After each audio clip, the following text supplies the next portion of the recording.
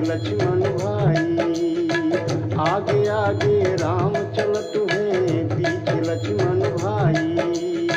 वो तेरे पीछे मोटू जानकी, बन को दिए सिधाई। रोवे सारी अवध राम बन जाई। रोवे सारी अवध राम बन जाई।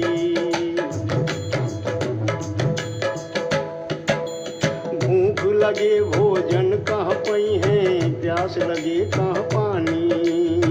भूख लगे भोजन कहाँ पई है, प्यास लगे कहाँ पानी।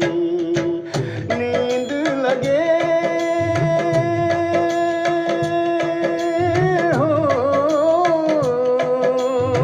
नींद लगे आसन कहाँ पई है, उस गाड़ गड़ जाई।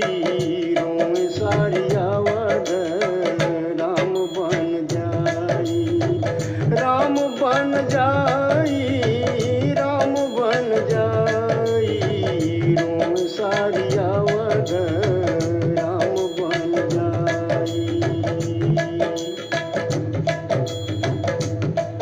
अरे भूख लगे भोजन कहाँ पई है, प्यास लगे कहाँ पानी। भूख लगे भोजन कहाँ पई है, प्यास लगे कहाँ पानी। नींद लगे आसन कहाँ पई है, उस गाड़ गड़ जाई। रोवे सारी अवध राम बन जाई। रोवे सारी अवध